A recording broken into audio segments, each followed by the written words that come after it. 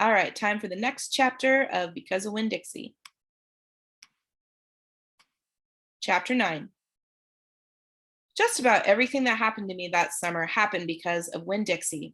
For instance, without him, I would never have met Gloria Dump. He was the one that introduced us. What happened was this. I was riding my bike home from Gertrude's Pets, and Winn-Dixie was running along beside me. We went past Dunlap and Stevie Dewberry's house, and when Dunlap and Stevie saw me, they got on their bikes and started following me. They wouldn't ride with me, they just rode behind me and whispered things that I couldn't hear. Neither one of them had any hair on his head because their mama shaved their heads every week during the summer because of the one time Dunlap got fleas in his hair from their cat Sadie. And now they look like two identical bald-headed babies, even though they weren't twins. Dunlap was 10 years old like me, and Stevie was 9 and tall for his age. "I can hear you," I hollered back at them. "I can hear what you're saying," but I couldn't. Winn-Dixie started to race way ahead of me. "You better watch out," Dunlap hollered. "That dog is headed right for the witch's house." "Winn-Dixie," I called, but he kept on going faster and hopped over a gate and went into the most overgrown jungle of a yard that I had ever seen. "You better go get your dog out of there," Dunlap said. "The witch will eat that dog," Stevie said. "Shut up," I told them. I got off my bike and went up to the gate and hollered, "Winn-Dixie, you better come on out of there." But he didn't. "She's probably eating him right now," Stevie said. He and Dunlap were standing behind me. "She eats dogs all the time." "Get lost, you bald-headed babies," I said. "Hey," said Dunlap, "that ain't a very nice way for a preacher's daughter to talk." He and Stevie backed off a little. I stood there and thought for a minute. I finally decided that I was more afraid of losing Winn-Dixie than I was of having to deal with a dog-eating witch. So I went through the gate and into the yard. "That witch is going to eat the dog for dinner and you for dessert," Stevie said. "Well, we'll tell the preacher what happened to you," Dunlap shouted after me. By then I was deep in the jungle. There was every kind of thing growing everywhere. There were flowers and vegetables and trees and vines. "Winn-Dixie," I said. "I heard this dog sure likes to eat." I went around a really big tree all covered in moss, and there was Winn-Dixie. He was eating something right out of the witch's hand. She looked up at me. "This dog sure likes peanut butter," she said. "You can always trust a dog that likes peanut butter." She was old with crinkly brown skin. She had on a big floppy hat with flowers all over it, and she didn't have any teeth, but she didn't look like a witch. She looked nice, and Winn-Dixie liked her, I could tell. "I'm sorry he got in your garden," I said. "You ain't got to be sorry," she said. "I enjoy a little company." "My name's Opal," I told her. "My name's Gloria Dump," she said. "Ain't that a terrible last name? Dump?" "My last name is Baloney," I said. "Sometimes the kid at school back home in Watson called me lunch meat." "Ha!" Gloria Dump laughed. "What about this dog? What do you call him?" "Winn-Dixie," I said.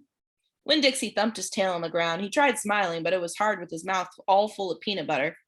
"Winn-Dixie," Gloria Dump said. "You mean like the grocery store?" "Yes, ma'am," I said. "Ooh," she said. "That takes a strange name prize, don't it?" "Yes, ma'am," I said. "I was just fixing to make myself a peanut butter sandwich," she said. "You want one too?" "All right," I said. "Yes, please." "Go on and sit down," she said, pointing at a lawn chair with the back all busted out of it. "But sit down careful." I sat down careful, and Gloria Dump made me a peanut butter sandwich on white bread. Then she made one for herself and put her false teeth in to eat it.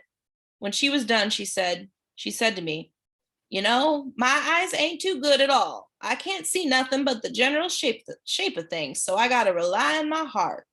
Why don't you go on and tell me everything about yourself so I can see you with my heart?"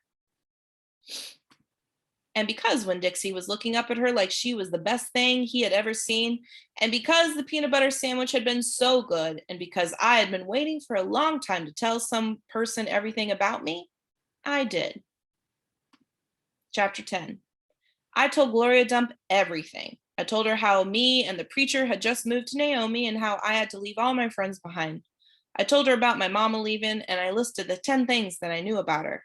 I explained that here in Naomi, I missed Mama more than I had ever had in Watley. I told her about the preacher being like a turtle, hiding all the time inside his shell. I told her about finding Winn-Dixie in the produce department and how because of him, I became friends with Miss Franny Block and got a job working for a man named Otis at Gertrude's Pets and got invited to Sweetie Pie Thomas's birthday party. I even told Gloria Dump how Dunlap and Stevie Dewberry called her a witch, but I told her they were stupid, mean, bald-headed boys, and I didn't believe them, not for long anyhow. And the whole time I was talking, Gloria Dump was listening. She was nodding her head and smiling and frowning and saying, and is that right? I could feel her listening with all her heart, and it felt good. You know what? She said when I was all done. What? Could be that you got more of your mama in you than just red hair and freckles and running fast. Really? I said. Like what? Like maybe you got her green thumb. The two of us could plant something and see how it grows. Test your thumb out. Okay, I said. What Gloria Dump picked for me to grow was a tree, or she said it was a tree. To me, it looked more like a plant. She made me dig a hole for it and put it in the ground and pat the dirt around it like it was a baby, and I was tucking it into bed. What kind of tree is it? I asked Gloria Dump. It's a wait and see tree, she said. What's that mean? It means you gotta wait for it to grow up before you know what it is. Can I come back and see it tomorrow? I asked. Child, she said, as long as this is my garden, you're welcome in it. But that tree ain't gonna but that tree ain't going to have changed much by tomorrow. But I want to see you too, I said. Said Gloria Dump. I ain't going nowhere. I be right here. I woke Winn-Dixie up then. He had peanut butter in his whiskers, and he kept yawning and stretching. He licked Gloria Dump's hand before we left, and I thanked her. That night, when the preacher was tucking me into bed, I told him how I got a job at Gertrude's Pets, and I told him all about making friends with Miss Franny Block and getting invited to Sweetie Pie's party, and I told him about meeting Gloria Dump. Winn-Dixie lay on the floor waiting for the preacher to leave so he could hop up on the bed like he always did. When I was done talking, the preacher kissed me goodnight, and then he leaned way over and gave Winn-Dixie a kiss too, right on top of the head.